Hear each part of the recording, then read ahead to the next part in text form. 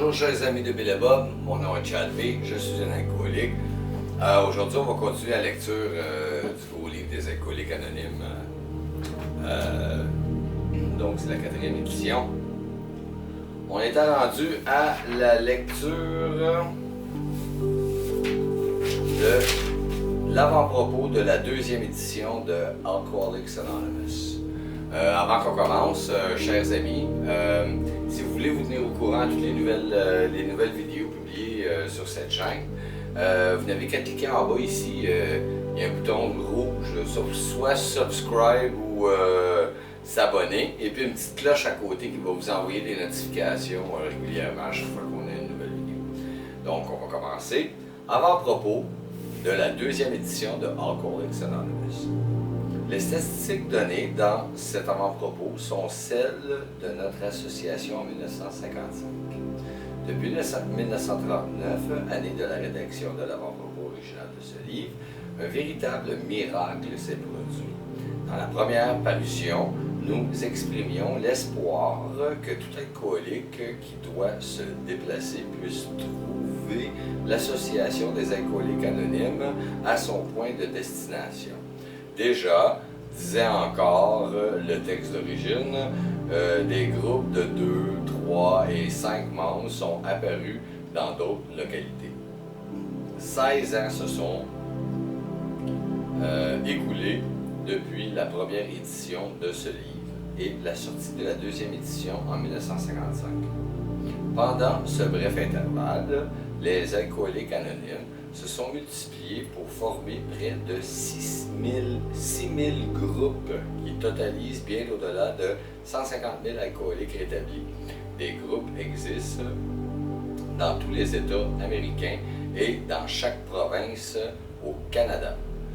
Le mouvement des AA s'est étendu également à la Grande-Bretagne, aux pays scandinaves, à l'Afrique du Sud, à l'Amérique du Sud, au Mexique, à l'Alaska, à l'Australie et à Hawaï. Somme toute, les AA connaissent des débuts prometteurs dans quelques 50 pays étrangers et possessions américaines. Certains groupes prennent naissance maintenant en Asie. Nous recevons les encouragements de plusieurs de nos amis qui affirment que ce n'est là qu'un début, un simple présage des grandes réalisations à venir. L'étincelle dont est né le premier groupe des AA a jailli à Akron dans l'Ohio en juin 1935 au cours d'une conversation entre un courtier en valeurs mobilières de New York et un médecin d'Akron.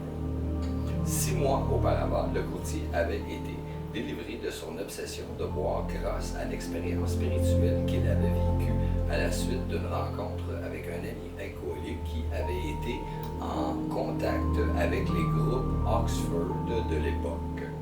Il avait aussi grandement bénéficié de l'aide du regretté Dr. William D. Silkworth de New York, médecin spécialiste de l'alcoolisme que les membres des AA vénèrent aujourd'hui comme une sorte de saint de la profession médicale et dont le récit sur ces premiers jours de notre association apparaît dans les pages qui suivent. Le courtier avait appris de ce médecin la gravité du mal qu'est l'alcoolisme. Même s'il n'avait pas pu accepter toute la philosophie des groupes d'Oxford, il était convenu de la nécessité de l'inventaire moral, d'avouer ses défauts, de réparer les torts causés autour de soi, de venir en aide aux autres et aussi de croire en Dieu et de s'en remettre à lui. Avant son voyage à Akron, le courtier avait beaucoup travaillé auprès d'un grand nombre d'alcooliques, fort de la théorie voulant que seul un alcoolique peut venir en aide à un autre alcoolique. Mais il n'avait réussi qu'à demeurer lui-même abstinent. Il était allé à Akron pour des négociations d'affaires qui avaient échoué, ce qui lui avait fait grandement craindre de retourner boire.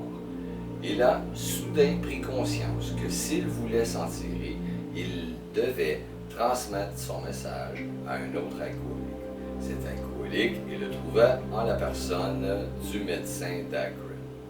Ce médecin avait tenté à maintes reprises de recourir à des moyens spirituels pour se sortir de l'impasse de l'alcoolisme, mais sans succès.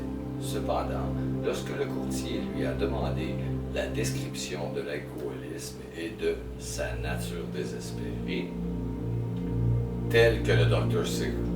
Silkworth la voyait, le médecin s'est mis à rechercher une solution spirituelle avec une détermination jamais démontrée auparavant. Il est devenu abstinent et n'a jamais touché à l'alcool jusqu'à sa mort en 1950. Cet événement semblait donc prouver qu'un alcoolique peut en influencer un autre, comme aucun non-alcoolique ne peut le faire. Il indiquait également que le travail acharné d'un alcoolique auprès d'un semblable était essentiel à un rétablissement permanent. C'est presque avec frénésie que les deux hommes se sont mis à l'œuvre auprès des alcooliques qui arrivaient à l'hôpital d'Akron. Leur tout premier patient, un cas désespéré, s'est rétabli immédiatement pour devenir le troisième membre des A. Il n'a jamais pris d'alcool. Ce travail entrepris à Akron s'est poursuivi pendant tout l'été de 1935. Les échecs étaient nombreux, mais il se produisait ici et là des succès réconfortants. Lorsque le courtier est retourné à New York à l'automne de 1935, le premier groupe des AA avait été formé, même si personne n'en avait pris conscience à ce moment-là. Un deuxième groupe, petit groupe, avait rapidement pris forme à New York, suivi en 1937 d'un troisième à Cleveland. Par ailleurs, les alcooliques dispersés un peu partout avaient saisi les principes de base à Akron ou New York et tentaient à leur tour de former des groupes des AA dans d'autres villes. Vers la fin de 1937, le nombre des membres ayant acquis une durée d'abstinence substantielle avait fini à convaincre les membres qu'une lumière nouvelle brillait sur le monde ténébreux de l'alcoolisme. Le temps était venu, pensaient ces groupes valeureux, de diffuser dans le monde leur message et leur expérience unique. Cette décision a porté ses fruits au printemps de 1939, quand ce livre a été publié. À ce moment-là, le mouvement comptait une centaine d'hommes et de femmes. On a commencé à désigner cette association naissante jusque-là, sans nom, du nom de Alcooliques Anonymes, comme le titre du livre qu'elle avait publié. La période de tâtonnement prenait fin et les AA entraient dans une nouvelle phase de leur évolution. Beaucoup de choses se sont produites après l'apparition du livre. Le célèbre homme d'Église, Harry Emerson Fosdick, l'a examiné et approuvé. À l'automne de 1939, Fulton Russler, alors éditeur du magazine Liberty, a publié dans ses pages un article intitulé Alcoholics and God. Ce texte a entraîné une avalanche de 800 demandes d'aide désespérées au bureau de New York qui avaient été mis sur pied entre-temps. On prenait la peine de répondre à chacune des demandes. On expédiait livres et brochures. Les gens du milieu des affaires qui voyageaient dans des endroits où il n'y avait pas de groupe ont été dirigés auprès de ses membres éventuels. De nouveaux groupes ont été formés et on a constaté, au grand étonnement de chacun, que le message des AA pouvait être transmis aussi bien par la poste que par le bouche à oreille. À la fin 1939, on estimait à 800 le nombre d'alcooliques en voie de rétablissement. Au printemps de 1940, John D. Rockefeller fils a offert un dîner pour un grand nombre de ses amis et, à cette occasion, il avait invité les membres des AA à venir raconter leur histoire. La nouvelle de cet événement a atteint les agences de presse du monde entier. Les demandes ont abondé à nouveau et de nombreuses personnes sont allées à la librairie pour acheter le livre Alcoholics Anonymous. Au début mars 1941, le nombre de membres avait bondi à 2000. Jack Alexander écrivait alors dans le Saturday Evening Post un article dans lequel il dressait pour le public un portrait tellement convaincant des AA que les alcooliques qui avaient besoin d'aide nous ont submergés de demandes. À la fin de 1941, les AA comptaient 8000 membres. Le phénomène de multiplication était en plein essor. Les AA étaient devenus une institution nationale. Notre association est alors entrée dans une période de croissance à la fois exaltante et inquiétante. Des questions se posaient. Ces nombreux alcooliques imprévisibles d'hier pouvaient-ils se réunir et travailler ensemble avec succès? Y aurait-il des querelles à propos d'admission, de direction ou d'argent? Les membres se disputeraient-ils le pouvoir et le prestige? Des dissensions surviendraient-elles qui diviseraient les AA? L'association a dû rapidement faire face à ces problèmes particuliers sur tous les plans et dans tous les groupes. Mais de cette effrayante et déroutante première expérience, il en est ressorti la conviction de plus en plus ferme que les AA devaient survivre ensemble ou mourir chacun de leur côté. Notre mouvement devait demeurer uni ou disparaître de la scène. De la même façon que nous découvrions les principes selon lesquels un alcoolique peut vivre, nous devions développer les principes qui permettraient à l'ensemble des groupes et des membres des AA de survivre et de fonctionner efficacement.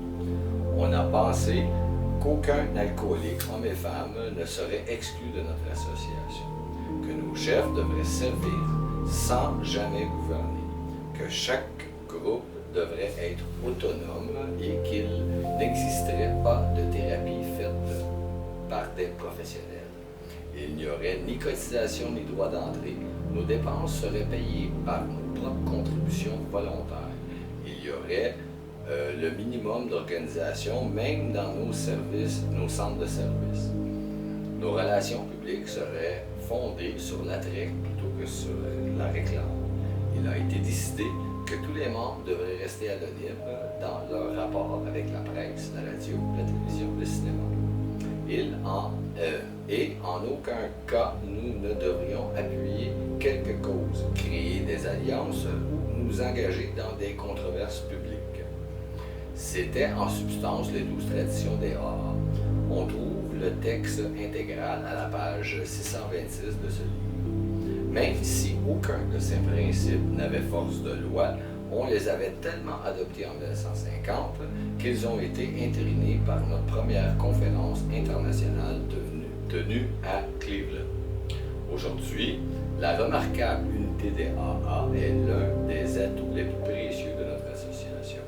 Pendant que les difficultés internes de notre période d'adolescence s'aplénissaient, le public à pas de géant acceptait les AA. Il y avait deux raisons à cela. Le nombre considérable d'alcooliques rétablis et de foyers réunis. On le remarquait partout. Parmi les alcooliques qui se sont joints au AA et qui ont fourni un véritable effort, 50% sont devenus abstinents immédiatement et le sont demeurés. 25% sont parvenus à l'abstinence après quelques rechutes et les autres qui ont continué à fréquenter les AA ont fait des progrès. Des milliers d'autres ont assisté à quelques réunions des AA et ont rejeté le programme dans un premier temps, mais un grand nombre d'entre eux, 2 sur 3 environ, sont progressivement revenus. L'accueil, si généralement favorable fait au AA, s'explique encore par des interventions de nos amis. nos amis des milieux de la médecine, de la religion et de la presse, en plus des innombrables personnes qui sont devenues des défendeurs compétents et persévérants de notre cause.